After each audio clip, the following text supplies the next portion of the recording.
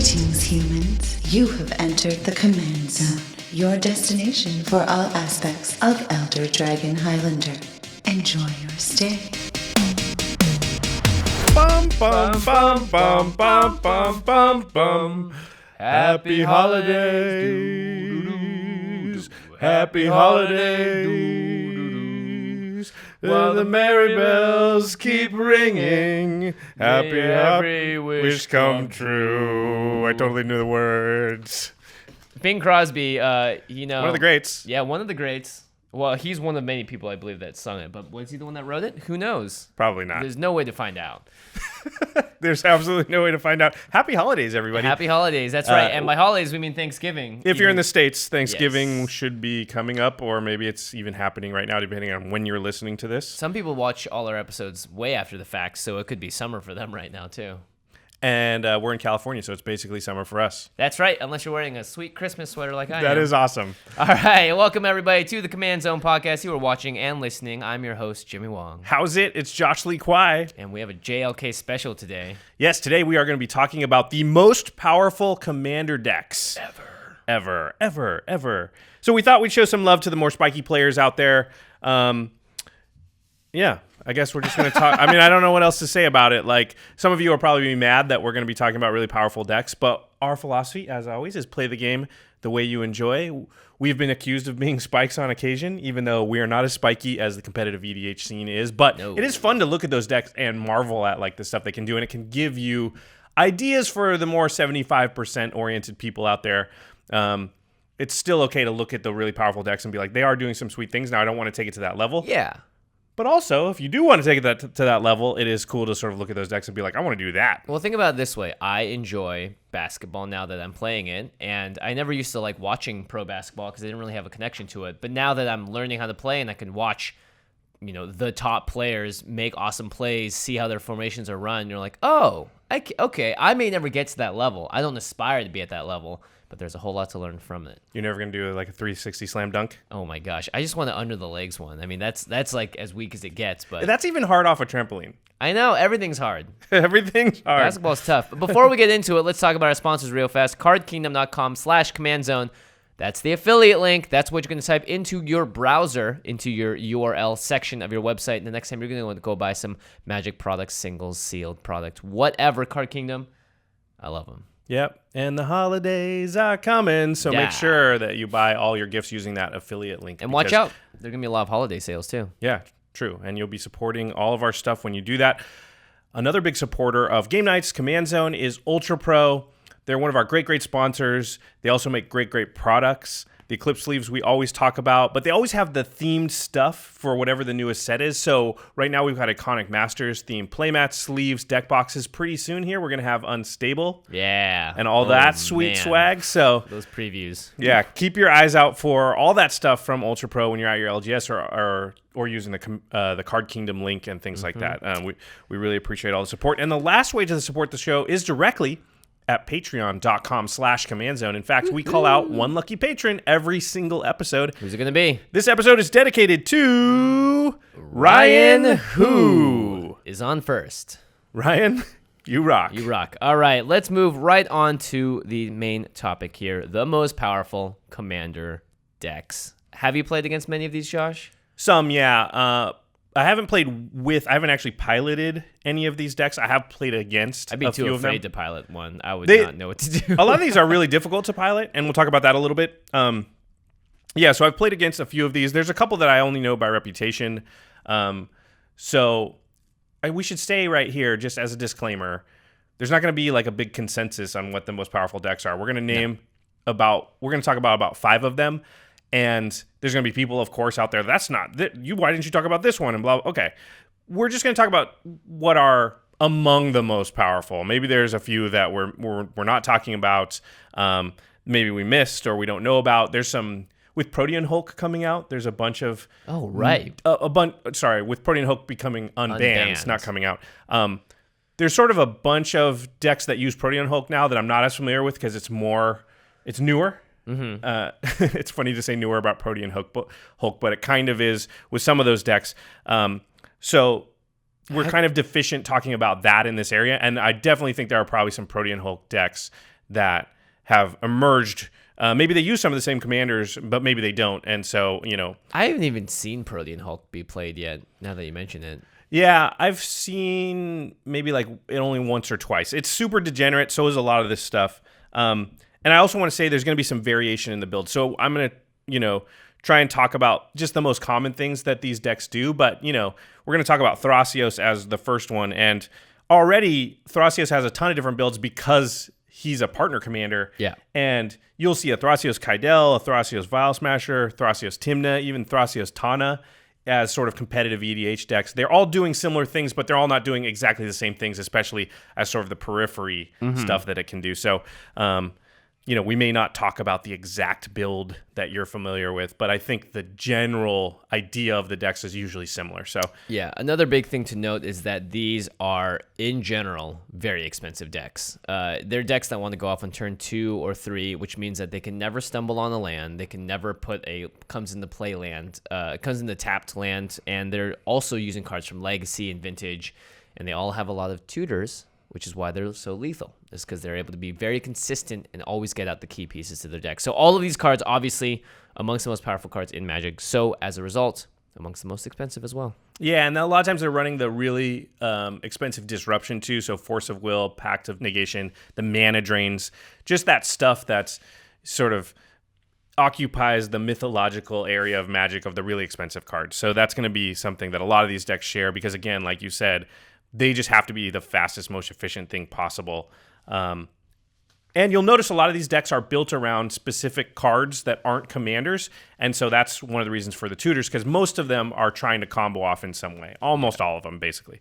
Okay, so let's dive right into the first most powerful deck. It is Thrasios, as I said. You can pair Thrasios with a number of other partners. We're going to talk mostly about Thrasios because he's the key to the strategy. Yep. Thrasios is a green and a blue for a 1/3 legendary creature merfolk wizard. Has an ability, you pay 4, and then you scry 1, and then reveal the top card of your library. If it's a land card, put it onto the battlefield tapped, otherwise draw a card.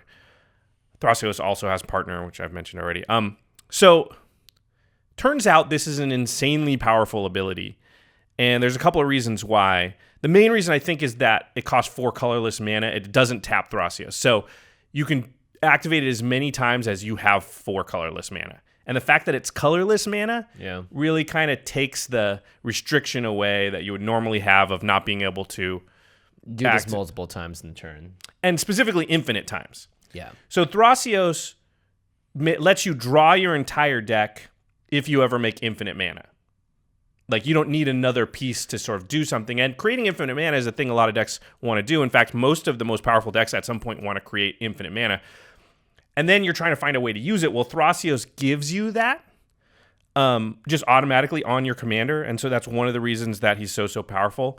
He does put lands into play, so you're not drawing the lands. Yeah. The lands come into play tapped. There are some ways to abuse that, but most Thrasios decks don't really care. They're just trying to go infinite with mana, so they guaranteed draw their entire deck. And then once they do that, they have a few ways to sort of capitalize and win. Because remember, at that point, you have infinite mana and you have all your cards in your hand.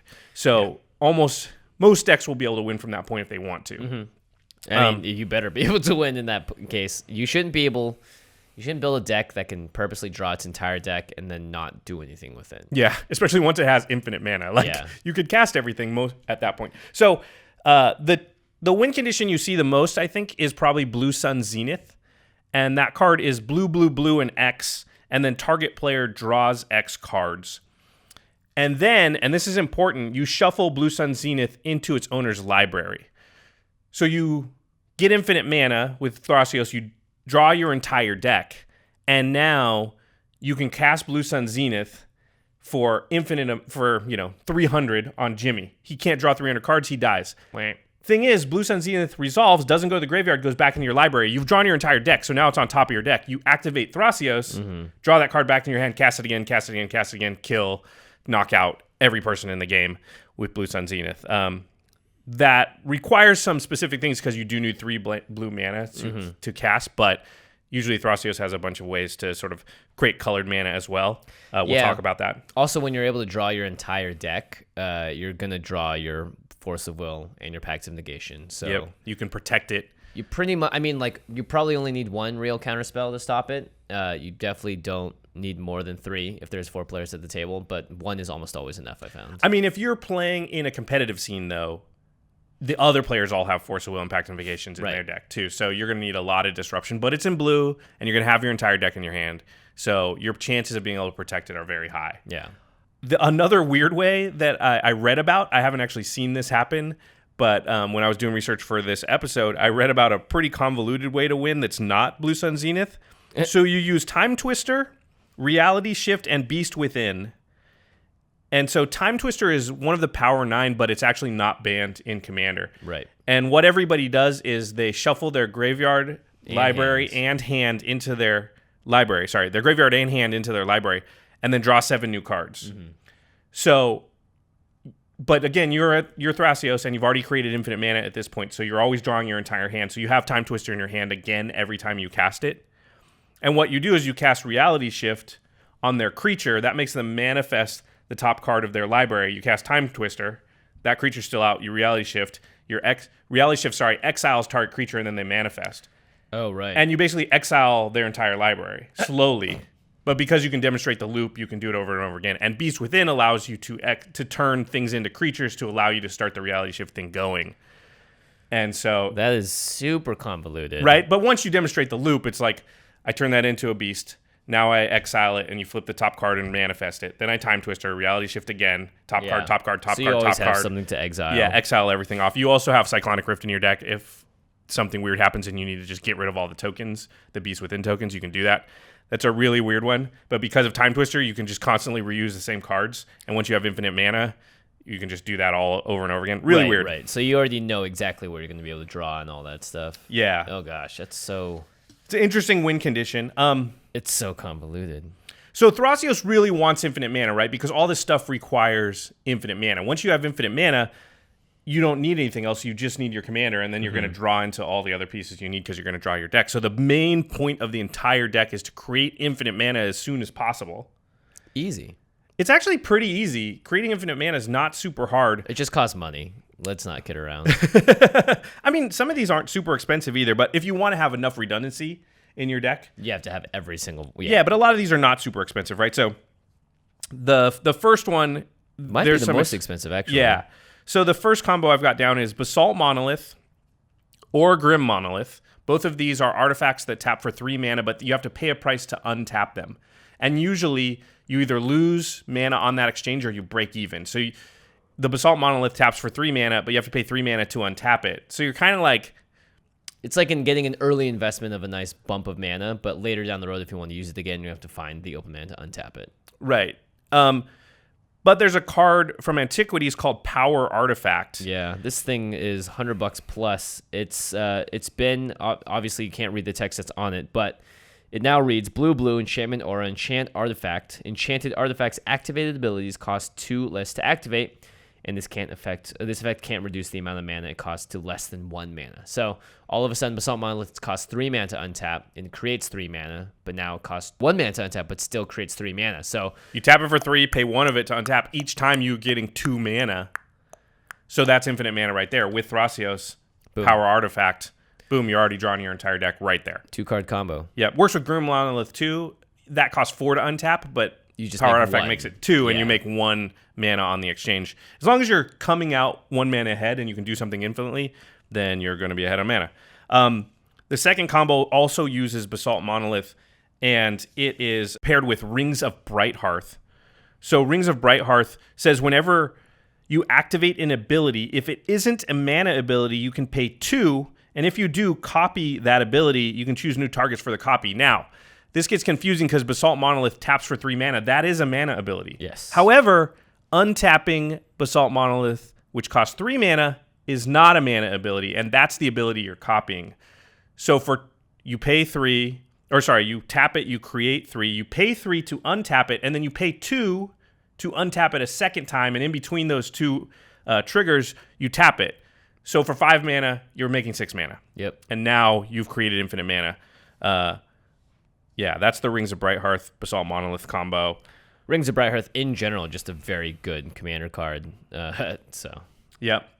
Isochron Scepter is another this one. is my favorite of all of them because Yeah. the card that it uses it with is just like the grossest. This is not an expensive combo. In fact, people all laughed at how bad this card was. Yeah. So you combine Isochron Scepter with Dramatic Reversal. Isochron Scepter is an artifact. It costs 2. It has imprint. So when Isochron Scepter enters the battlefield, you can exile an instant card from your hand with converted mana cost 2 or less. And then you pay 2 and you tap the Isochron Scepter and you may copy the exiled card. And if you do, you may cast the copy without paying its mana cost. So basically, Isochron Scepter it imprints an instant, and then you can cast that as many times as you want, just tapping the Isochron Scepter for 2 every time you do. So lots of people put like Brainstorm on this, and then they can just kind of brainstorm every turn for 2. Even Counterspell. Counterspell is great. Yeah, and I've seen this done in Limited too, which is really brutal. Yeah, I remember when we were playing Eternal Masters, I got an Isochron Scepter with a Counterspell on it against Kenji. Game over, won, right? Game over. Yeah, you're I beat him perfect twice. Oh, perfect winning streak. No, it's not perfect. He did beat me once. I'm up 2-1 in the lifetime That's series. still pretty good. Yeah. Still pretty good. So the card that you put onto the Isochron Scepter to create infinite mana is Dramatic Reversal, a random common from Kaladesh. For 1 in the blue, it's an instant. Untap all non-land permanents you control. All this means is because Isochron Scepter is also a non-land permanent, when you pay 2 and tap it, you're going to cast Dramatic Reversal, and then Dramatic Reversal is going to untap the Isochron Scepter. And as long as you're able to produce 3 mana from any number of rocks, Assault Monolith again will do it. Yeah. Then Gilded you can just Lotus, go Drawn Dynamo. over and over and over again. Gilded Lotus would be great here because then you can create any amount of colored mana that you want as well. Now, those are expensive rocks. You're probably going to want to using the cheap ones in competitive EDH, but Grim Monolith, Basalt Monolith, Mana Vault, there's a ton.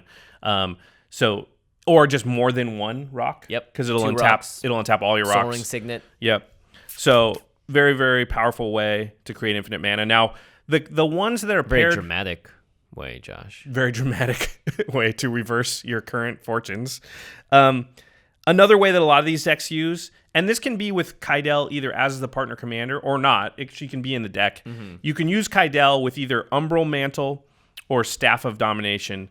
So Kaidel is a legendary creature. She's a 2/3. She costs 2 green, blue. You tap her and add a colorless mana to your mana pool for each card you've drawn this turn. So if you can brainstorm or do something else where all of a sudden she's tapping for 3 or 4 mana, then you can combine her with the Umbral Mantle or the Staff of Domination. Umbral Mantle is a 3-drop artifact, and it says, equipped creature has, pay 3, then this creature gets, then the untap symbol. So it's very few cards have this, but instead of tapping it to get an ability, you're untapping it. This creature gets +2/+2 until end of turn, and the equip cost is 0. So you don't care about the +2/+2 as much, but you're paying 3 to untap Kaidel. So if she ever taps for 4, you just tap for 4, pay 3 of it to untap her, and then tap for 4, play 3 of it to untap her, and it's the same thing, right? You're just going around that same merry-go-round and creating infinite mana. Staff of Domination is very similar.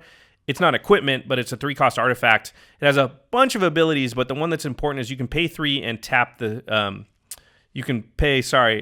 3 and tap the Staff of Domination to untap target creature. And then you can also pay 1 to untap the Staff of Domination. And so what you can do is you pay 3, untap Kaidel, pay 1, untap the Staff.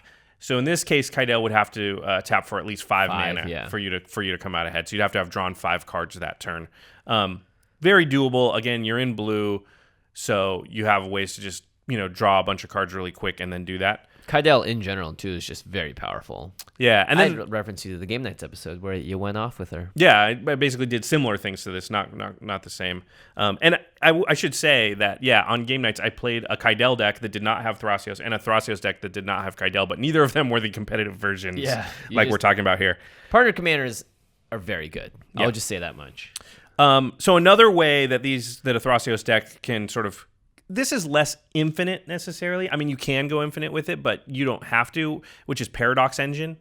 And remember, because Thrasios allows you to get all your cards into your hand, a lot of times Paradox Engine gets played as the way to allow you to create infinite colored mana. Yeah. Right? So I get infinite mana. I draw my entire deck, but I can't cast Blue Sun Zenith a bunch of time because I don't have enough blue mana. But because I've drawn my entire deck and I have infinite amount of colorless mana, now I can drop my Gilded Lotus, my Paradox Engine, a few other rocks, and I cast another spell. And Paradox Engine, I should read it, 5 mana cost artifact, legendary artifact. Whenever you cast a spell, untap all non-land permanents you control. So... Yeah, and you don't have to go infinite necessarily with it. You can just, cast 4 or 5 spells, untap all your stuff, and every time you're doing that, you're tapping them again for more mana, and suddenly create all the blue mana you need to play your Blue Sun Zenith. And of course, every time you play Blue Sun Zenith, you untap everything. Yeah. So I guess it does kind of go infinite in that case. One thing that's interesting is that you've used all of these cards in game nights, but never all at once. But it just shows how pourful they are. Well, and obviously I haven't they're very used good. Power Artifact because I don't actually have one. Yeah, the only person in our play group that would use that would probably be Craig. Yeah, he has all those old cards.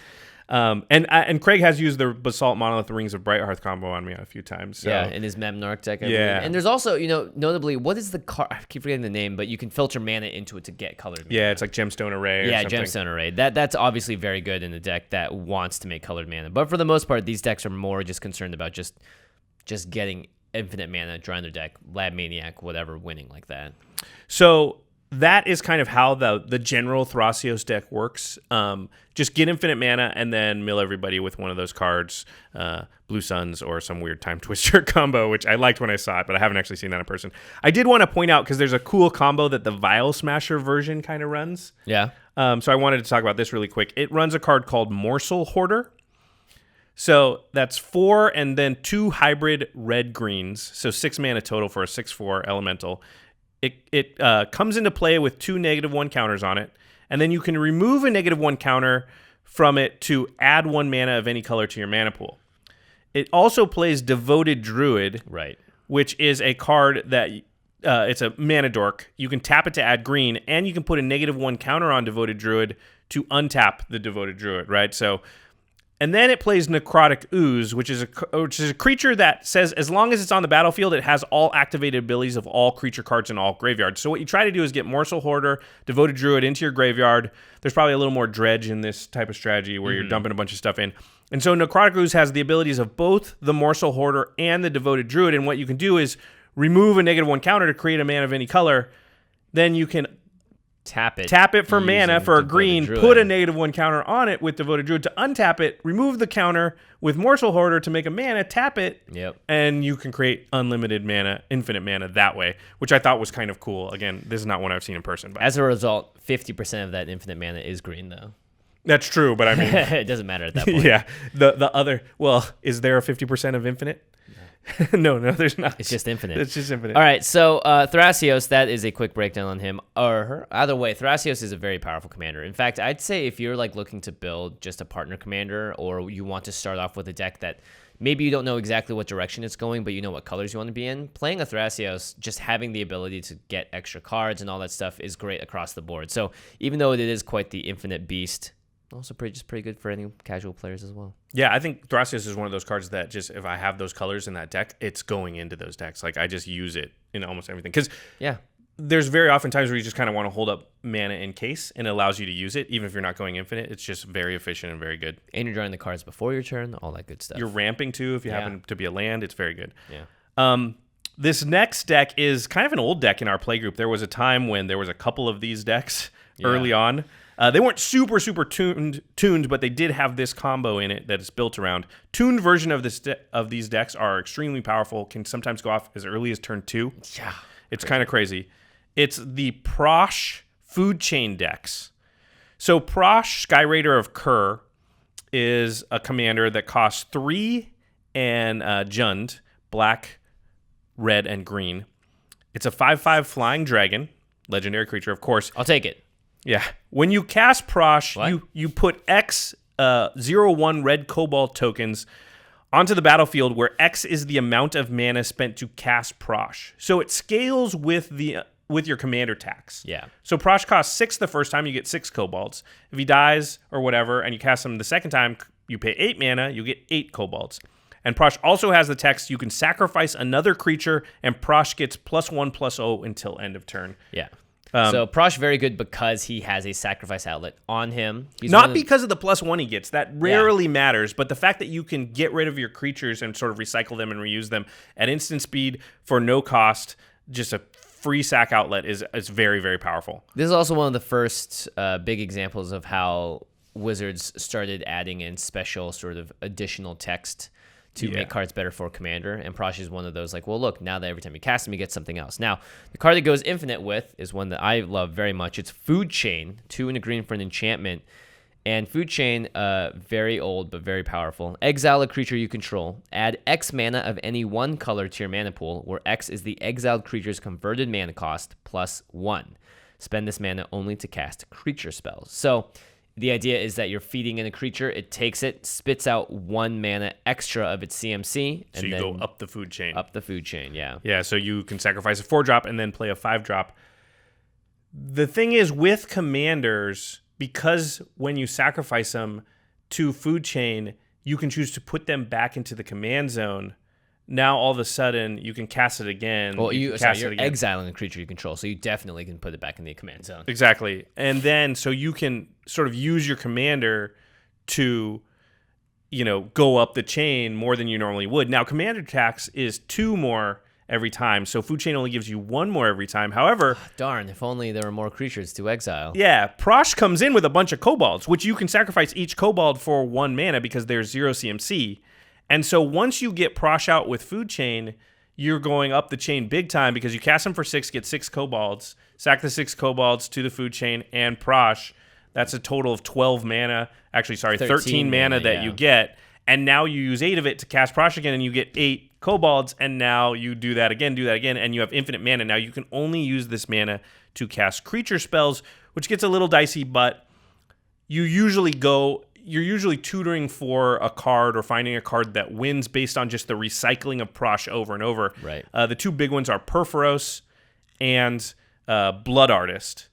Perforos triggers anytime a creature enters the battlefield and does 2 damage to each of your opponent. So if you have Perforos out, you get the food chain thing going, you're going to win because you're like, cast Prossh, plus 6 kobolds, that's 7, that's 14 damage to everybody. Sack them in all the kobolds, cast them again. Yep. Now that's 9 creatures, that's 18 more damage to everybody. Do it again, everyone's dead.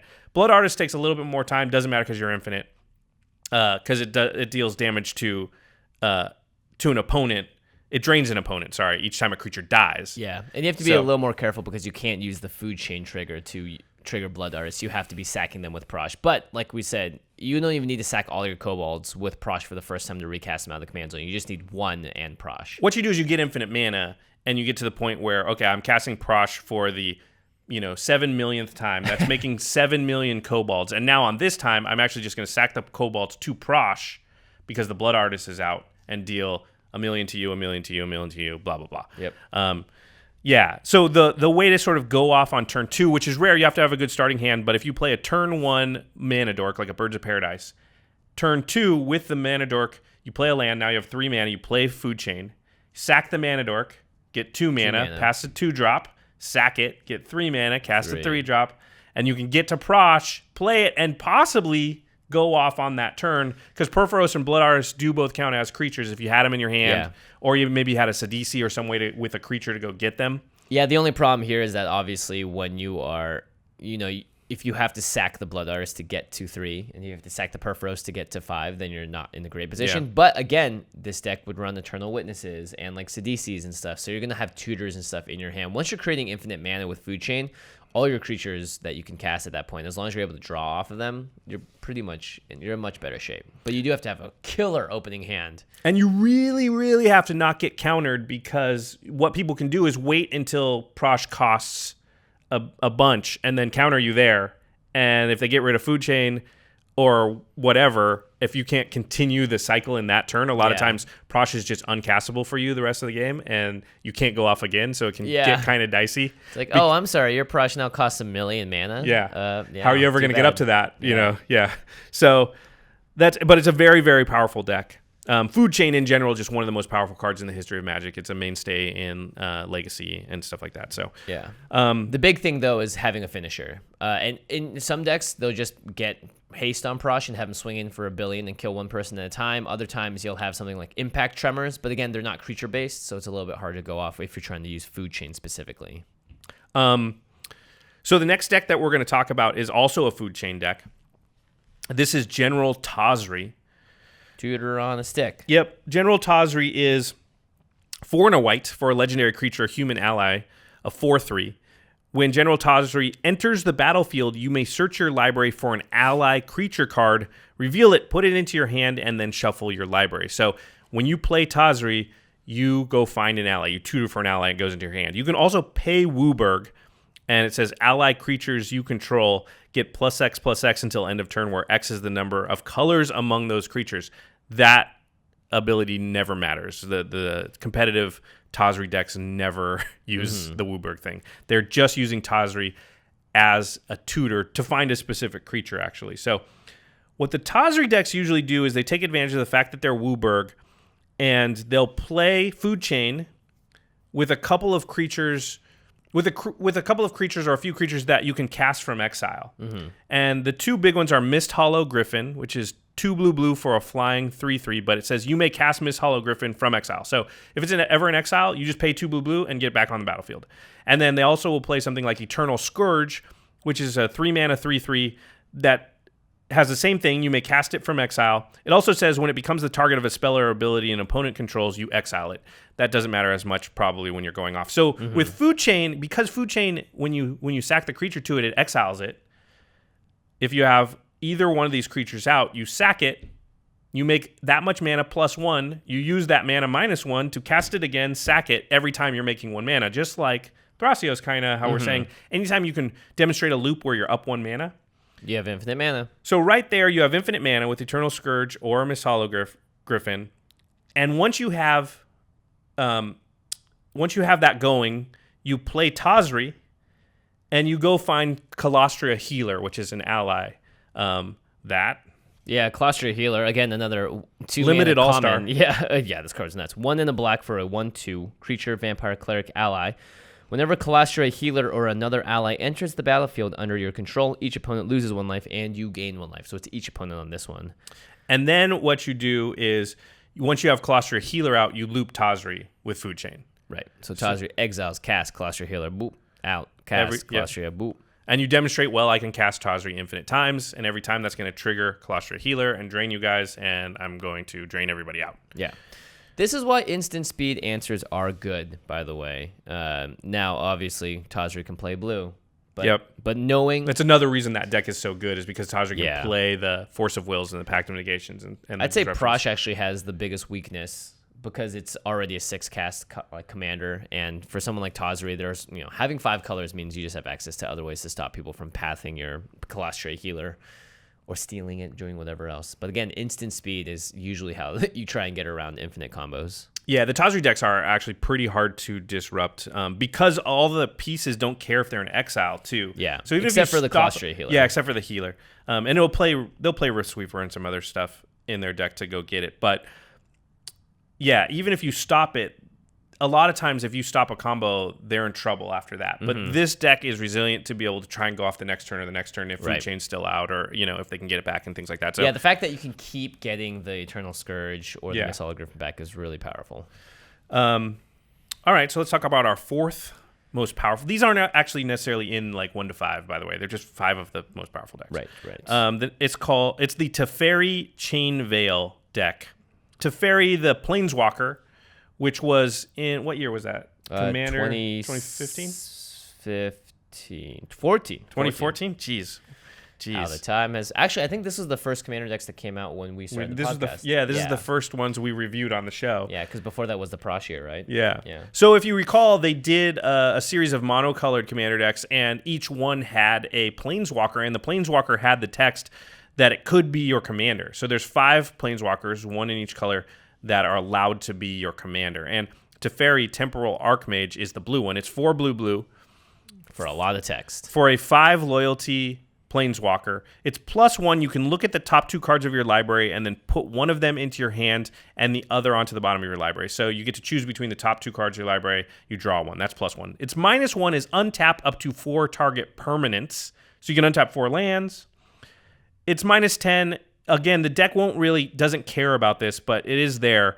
You can get an emblem, and it allows you to activate the abilities of Planeswalkers at instant speed on other players' turn at instant speed. So your Planeswalkers become crazy, and you usually play if you want that ultimate, it's usually in a Super Friends deck. But this is not a Super Friends deck, the Teferi deck that we're talking about here. It's a Chain Veil deck. Yeah, Chain Veil, 4 mana artifact, legendary artifact. So you can only have one out at a time, just so you know. At the beginning of your end step, if you didn't activate a loyalty ability of a Planeswalker this turn, you lose 2 life. Not relevant. Pay 4 and tap the Chain Veil. For each Planeswalker you control, you may activate one of its loyalty abilities once this turn, as though none of its loyalty abilities have been activated this turn. So, Planeswalkers, in order to keep them not busted, and the reason that Teferi has such a weird, crazy ultimate, is you can only use them once per turn at sorcery speed on your turn. So, Chain Veil for 4 mana and tapping the artifact lets you reuse the ability. Now, obviously, Teferi untap stuff. Right. So Teferi's minus ability untaps up to 4 target permanents. One of them is the Chain Veil. The other 3 are large mana rocks. So Teferi likes to play rocks kind of like Thrasios that tap for like 3+ mana. Mm-hmm. And it can be the Basalt Monoliths, the Grim Monoliths, and that's really what you want. Mana Vaults, things that are tough to untap, because Teferi can just easily untap them with the minus ability. And so what you do is you tap all your artifacts, your big artifacts. Maybe you create 9 mana. You tap the Chain Veil. You use 4 of that mana to activate it, targeting Teferi. Now Teferi can untap all that stuff. Now you're up 5 mana on that exchange. Mm-hmm. You're not technically infinite, but you're close, right? Because you do that again, you do that again, you do that again. Teferi dies. Yep. Teferi goes to your command zone. You've got all this extra mana you created. You cast Teferi again. That's a new permanent. I activate it, untap stuff. Yeah. Start again, start again, start again. It gets to the point where, because of commander tax, I think like mathematically you could get to the point where you're not actually making mana on that exchange, but that's a long way off. Yeah, not to mention if you have enough mana, you can start using it to also tick Teferi upwards. I'm sure there's some kind of math that works. Well, that's out. what happens, right? You get to the point where, okay, I'm not infinite, but I have a few thousand mana. Yeah. Now I'm just using Teferi to I can plus Teferi with Chain Veil. Go find something like Jace the Mind Sculptor. Right, and then use that to get to his ultimate. Yeah, and I've got tons of mana and everything, and then so what I'm doing is I'm now using Chain Veil and stuff with Jace to get his ultimate to... And again, this is another get infinite mana or near infinite. Draw your entire deck. You're always going to find the pieces you need. Yeah. Once you got those pieces in place, now use that to actually use Jace the Mind Sculptor to mill everyone out. Jace's ultimate is that target player exiles their entire library, and then their hand becomes their library. So first of all, they have no cards in hand, and their library is very small. And then if you can activate it again, which because of Chain Veil you can, right? You just do it now twice to a single player. Yeah, now you exile and they're gone, and then you do the next player, the next player, the next player. Obviously, this combo requires a couple more pieces, but the key point is once you get to Teferi going, you can draw into them because you can draw. Yeah. Yeah, I mean, Teferi, he's mono blue, so you can get the power artifact, Basalt Grim Monolith combo. You can play Blue Sun Zenith. You can do a lot of different things. I actually like Teferi a lot because it requires a pretty specific setup to get going. But again, being in mono blue, you have pretty much all you need to be able to get there and protect it. Yeah, and protect it. That's a really good point, right? It still plays all the force of wills and stuff to protect their combo. Okay. Moving on to the last one we're going to talk about today. It's one we've mentioned on the show, but we never went in depth. It's Zur the Enchanter, and this is the Zur Doomsday decks. Talk about this deck all the time. Yeah, this one I played against a few times. It's very powerful and tough to beat, and it's also very tough to play. So Zur Doomsday is... Well, let's read Zur really quick. So Zur costs 1 in Esper, 4 mana total, 1 white, blue, black for a flying 1/4 human wizard. Whenever Zur attacks, you may search your library for an enchantment card with converted mana cost 3 or less and put it onto the battlefield. If you do, shuffle your library. So it tutors and plays an exactly 3 CMC enchantment. Very powerful, but the competitive lists, funnily enough, run very few enchantments. Mostly Zur is there to find one specific enchantment, Necropotence. And honestly, the super highly tuned competitive Zur decks don't even play Zur most of the time. They're kind of like in trouble if they have to play Zur. They're on like, something's gone wrong right. if they do it. But it is nice to have your plan like D or plan B be that I can still go get Necropotence and still make this happen. Doomsday is really the key card in the deck. Yeah, Doomsday is a black sorcery. This is what you're searching up with Necropotence. Hope you have a lot of black mana. Search your library and graveyard for 5 cards and exile the rest. Put the chosen cards on top of your library in any order, and you lose half of your life rounded up. So even if you're at like 2 life because of Necropotence, you just go down to 1. So you can never die from that part of Doomsday, unless you're at 1, right? Well, I mean, you don't have to use Necropotence to find it. You could Demonic Tutor or something. Necropotence is just sort of a backup way to find it if you have to, but there's a lot of ways in the deck to find Doomsday. Yeah. And it plays a lot of rituals, so you might even Dark Ritual Doomsday. And now you can stack your deck to basically win the same turn. You need a couple of things. You need a cantrip. You usually are sort of cantripping and in response doing stuff. It gets convoluted. Here's how you want to stack your deck, though. Doomsday, again, you're going to put 5 cards onto the top of your deck, and everything else is gone. Not to mention, you can search your graveyard, which makes this even harder to stop. Yep. Unless you're exiling cards out of people's hands. Right. So the 5 cards you put in order, the bottom card is Lab Maniac.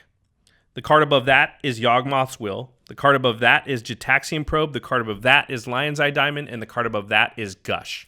All right, so let's talk about these. Gush is a 5-mana instant that draws you 2 cards. However, you may return 2 islands you control to their owner's hand rather than paying Gush's mana cost. So you can essentially play this for free and then draw 2 cards, which means you will be drawing Lion's Eye Diamond and Gitaxian Probe. Right. Lion's Eye Diamond is a 0-cost artifact. You can sacrifice it, and then you have to discard your hand, but you get 3 mana of any color. Right. So it's Black Lotus, but with discard your entire hand on it. Right. You also have Gitaxian Probe underneath that, so you would cast that before your Lion's Eye Diamond to draw another card out of your deck with it, which is Yawgmoth's Will. Now, Gitaxian Probe costs 1 Phyrexian blue mana, so you can pay either a blue mana or pay 2 life to cast it. So what you do here, so far here's where we are. You Doomsday, you play any cantrip that gets you Gush into your hand. Now, from that point, you just need a couple of life and you don't need any more mana. Because you can return 2 islands to your hand, play Gush. That draws you into Lion's Eye Diamond and Gitaxian Probe. You can pay 2 life to cast Gitaxian Probe, maintain priority, and in response, before you've drawn the card while it's still on the stack, you sacrifice Lion's Eye Diamond, adding 3 black mana to your mana pool. Now Gitaxian Probe resolves, you draw Yawgmoth's Will, which is... until end of turn, you may play cards from your graveyard. So you use the 3 black that you just created with Lion's Eye Diamond, play Yawgmoth's Will. Yep. Now you have access to Gush, Lion's Eye Diamond, Gitaxian Probe. Probably a lot more. Right. It's assuming there's some more stuff in your library. Oh, actually, no. There's going to be nothing in your graveyard. Right. Because there's of, only Lab Doomsday. Maniac. There's nothing in your graveyard, and there's only Lab Maniac on top of your deck now. You play Lion's Eye Diamond, sack it because you have no hand. You create 3 blue mana. Yep. Now you play the Gitaxian Probe out of the graveyard. Again, by paying 2 life. You still don't have to pass any more mana. You draw the Laboratory Maniac into your hand. You've got 3 blue mana and a Gush in your graveyard. And Laboratory Maniac, which is, by the way, one of the key cards in competitive EDH that's in like most of the decks. Especially mono blue ones that want to draw their whole deck. Yeah, and it says it's a creature, it costs 2 and a blue, it's a 2/2, but it says if you would draw a card while your library has no cards in it, you win the game. So instead of losing to mill, you win when you get milled out, right? So you're able to cast again the Lab Maniac because of the Lion's Eye Diamond, and then because of Yawgmoth's Will, you were able to recast one of your draw spells. You cast Gush, which is in there, and you don't have to pay mana. You just return 2 more islands, cast Gush, go to draw. Bing! You win. You win. Convoluted, but once you get Doomsday, it's all academic from there. Yeah. Just because you're able to exactly set up the combo, and hopefully no one disrupts it. Yeah, you have to be very careful because you've exiled a bunch of stuff. But it's a pretty cool combo. One thing I'll say about the Zur Doomsday deck, and it runs a card called Ad Nauseam. Yeah, and Ad Nauseam might be the best card in the deck. I mean, obviously the win condition is cool, but Ad Nauseam is an instant. It's 3 black, and it says reveal the top card of your library and put that card into your hand. You lose life equal to its converted mana cost. But you may repeat this process any number of times. And these decks are built with super low CMCs, a bunch of 0-cost artifacts, a bunch of 1-cost cantrips, and you just draw a ton of cards with it. You don't care about life loss. You're just trying to put together your combo. And like I said, it plays rituals like Dark Ritual, High Tide, things like that. So a lot of the cards you're drawing are cards that are going to create you mana. So you can go off super early once you play Ad Nauseam. And another card that it plays to kind of protect itself from ad nauseam killing it is Angel's Grace. Yeah, this is an instant with split second, and it basically says you can't lose the game this turn, and your opponents can't win the game this turn. But until end of turn, damage that would reduce your life total to less than 1 reduces it to 1 instead. So now with ad nauseam and Angel's Grace, you get to just draw your entire deck. You can't die from it. Yeah. However, this does not work with Necropotence, by the way, because Necropotence, I believe, is not damage. So it's very specific to ad nauseam. Ad nauseam needs to be, I think you lose. Yeah, you have to pay a life for ad so- nauseam. And ad nauseam, you lose life. It's Magic's weird, but that's the way it works. Yeah, that's a good point. Yeah, so that allows you to sort of put together your combo. Ad nauseam is a very cool card. Not a lot of decks can run it because they have to worry about, like, a lot of times in most of our decks, I'd say, people with normal, mana curves, you're like, I can draw 4 cards, it'll do 16 damage to me. Like, I don't want to run that card. But, highly tuned decks like Zur can run it, and it's pretty cool. So that's kind of really broad strokes how those decks work. These are competitive decks. They're difficult to play, and it's difficult to know when to sort of go for it in those decks too, because there are various points when all these decks are going off where they're super vulnerable, and if they get disrupted or countered or they lose the counterspell war, or there's even some split-second cards that can really screw them up. Corrosive Grip can screw up a lot of these. Corrosive Grip's big, yeah. Sudden Spoiling's another one. I don't think those cards are heavily played in competitive EDH, because in competitive EDH, 3 CMC is pretty expensive, but those are the type of cards that can mess up your combo pretty good because they got split second and they screw you up. And usually, most of these decks, they do have some resiliency, but once they do try to go off, if you can stop them that turn, you're probably in pretty good shape. Yeah, but Zur is, again, the best person for this deck because you can get Necropotence out with him. You can get Phyrexian Unlife, which is another similar effect to Angel's Grace, which lets you not die if you have 0 life. So lots of redundancy there. Yeah, pretty cool deck. I've definitely lost to it a few times. There's 2 things. So that's all the decks we're going to talk about today, but there's a couple of things I wanted to go into. We didn't want to spend, because the episode would be super long, talking about how to counter all these decks, right? But there are some things, because we get asked these kind of questions a lot from people, and competitive EDH decks are weak to a lot of similar things, and one of them is Hate Bears. Mm-hmm. So stuff like Thalia, the original Thalia, that is like really tough for a lot of these decks. You'll notice a lot of these decks want to cast things multiple times in a turn, cheap things. Think of how Doomsday Zur goes off. If you have to pay for Gush, 1 extra mana, pay for Jataxian, pay for Lion's Eye Diamond, you're not going to go up. You won't be able to do it. Yeah. And a lot of the decks are like that. Stuff like Praetor's Grasp is a card that searches your opponent's library for a card and exiles it. If you know they're running combo decks, you can run cards like that to just get food chain out of their deck, things like that. Typically, we don't recommend playing cards like that, but if you find that you're in a very competitive meta and that's the only option you have, then... If people are comboing off, I think it's totally fair to do that, right? Yeah. If their goal of their deck is to get out a specific combo, then that's a good way for you to combat it. And I would be in favor of running it. It's not very good against decks that aren't comboing off because you're just going to lose a card they probably didn't even have in their hand. It's not actually a great card. There's things like Nevermore, Meddling Mage, which can sort of help you here too, where you play it out and you name the card. They're not as good because it's something on board they can get rid of that's a little bit easier. But those are ways to sort of attack competitive decks and these decks. And Instant speed removal, though. Very, very I'd good. say split second speed you really want. Yeah, Corrosive Grip is by far the best card to stop most of these combos. Stuff, because you're just dealing with enchantments. And Sudden Spoiling's really good too, because it'll sort of turn, depending on what the combo is, it sort of turns off their Colossery Healer this turn or stuff like that. And they can't counter that stuff. Because most of these decks are counting on you to try and counter or disrupt them. And that's why split seconds can be really good against stuff like that. Most of the time if you're playing against other competitive decks, you have a competitive deck. So, most of you also have a ton of disruption and you're just trying to look for your window to go off. So, one thing I wanted to say is there's a YouTube channel and a podcast that's dedicated to competitive EDH. It's called Laboratory Maniacs. There you go. Coincidentally. So I've listened to them a little bit. not a ton because we don't play a lot of competitive EDH, but it's nice to sort of keep up on the scene a little bit. So you can find them on YouTube and on your podcast apps like iTunes and stuff. Yep. And, when you do research, like I was for this episode on competitive EDH lists, they just pop up a lot because they're just really involved in that scene. So that's a place to check it out if you're so inclined. And the name that you would call competitive EDH online as well as in subreddits and stuff is just CEDH. Oh, yeah, lowercase c EDH. Yeah. Yeah, and there's a Reddit just for competitive EDH, and there's other areas to go to discuss that stuff. So, yeah. All right. Well, let's move on to the listeners. We would like to know what you think the most powerful deck in the format is, and maybe it's separate than what we've said here. Maybe it has Hermit Druid in there.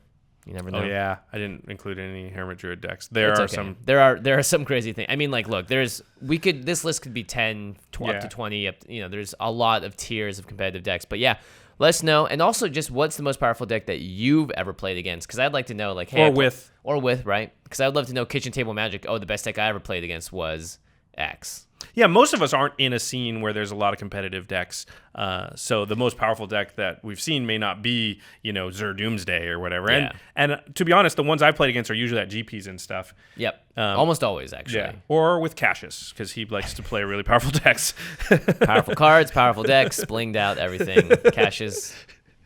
He don't pull any punches, man. Yeah, Bring your A game. Yeah, exactly. And where he gets a lot of his cards, coincidentally, is at true. cardkingdom.com. At their physical store, too. Yeah, /command zone. That was his LGS when he was in Seattle. Sadly, he's in New England now playing for the Patriots. Let's not talk about it. I'm not as sad about it as you are. Okay. But Born and bred, Seattle. Let's go, Hawks. All right. But if you use our Card Kingdom affiliate link, you really are supporting the show.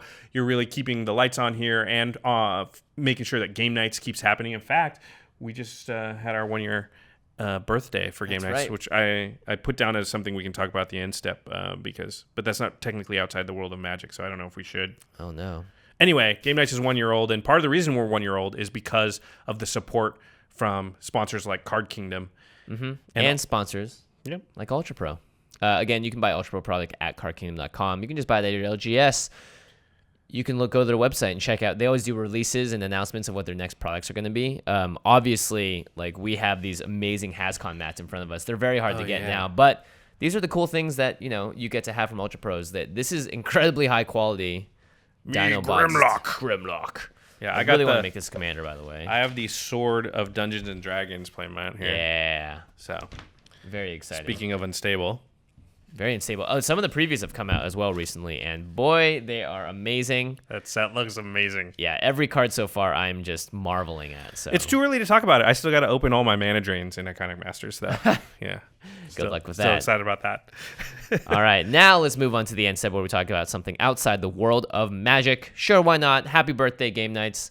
We're a year old. Although the first time we released the Game Nights, it was just called Out of the Box. But it was on November 11th. So it's almost exactly a year old. It's like a year and a week. Yeah. Pretty crazy, man. Pretty crazy. When we did that first one, I never thought we would do like 13 in a row after that, 12 in a row after that. I that. think our plan was just like kind of what we did with Kitchen Table Fables, because they came out around the same time. It was like, let's test out a few things, see what resonates. And while we love doing Kitchen Table Fables in terms of the amount of money that costs compared to how we can do game nights at a more efficient, and obviously we can build a set. We don't need to go to new places every single time like we would with a show like that. I think it's been worth it. Now, you've spent approximately... Oh, yeah. A couple thousand hours probably at this point. Yeah, easily over 1,000, maybe. It's probably over 2. Yeah. I've spent like maybe 300 hours on it. So at least, because you figure those days are like 12-hour days. You've probably... shooting-wise, you're right. Yeah. I didn't even factor that in. But big kudos to you, Josh. You're the one that deserves the biggest birthday cake. The biggest slice of the birthday cake, because you've taken the biggest slice of the work on the editing side of things. It's definitely become a full-time job, which is crazy. I never would have thought that either, but I'm glad the response has been so good. If you haven't watched the new game nights, we got Wedge from the Mana Source. We got the Professor from Tolarian Community College. What a lineup. It's a sweet game. It's super funny, and it's pretty crazy. We're playing a wacky made-up format, which is Iconic Masters 12-pack multiplayered sealed. Yeah, I know some of you may be unhappy that it's not Commander, but honestly, this was more entertaining than any Commander game I've ever played. Just straight up. It was a sweet game. Fun to play with those guys. I will say, while we had Wedge and Prof in town, we definitely shot another episode of Game Nights with our own Commander deck, so that will be coming out at some point in the future, if you're really nice to us. Yeah. Be nice to Josh. Send him some cake. Send him some cake with hot sauce on it. You should also check out the Masters of Modern podcast, which is our sister podcast. Alex Kessler, Ben Bateman. They talk about the modern format, all things competitive Magic. You can find them on collected.company right next to us, or on iTunes, Stitcher, those type of things, or on Twitter at the MMcast. Yeah, they have to be coming up on some kind of birthday soon, right? I think they just had their 3-year anniversary, because we celebrated our 3-year podcast anniversary, didn't we? I think we did. It's all starting to blur together. You tell us.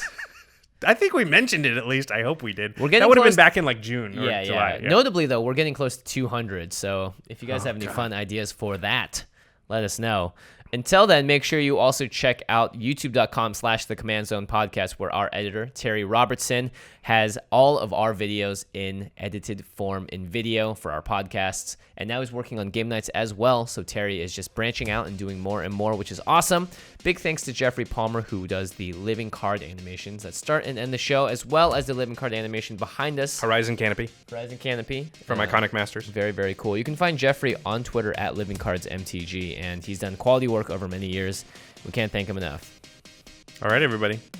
Thanks. Have a happy Thanksgiving if you're in the States. That's right. And if you're not in the States, have a happy November. If you're not in the world, have a happy cosmic whatever time it is. Happy cosmic whatever time it is. If you don't believe in time, or time is not a function of your dimension, then just have a good one. Black holes keep ringing. And if you don't abide by the number system, like ones and twos, then just have a good. All right. Peace. See ya.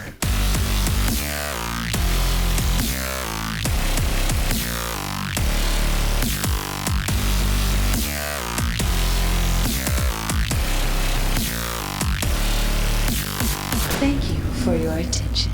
For further inquiries, send an email to commandcast@rocketjump.com or ask us on Twitter at JFWong and at Josh Lee Kwai. See you later, alligator. Greetings, humans.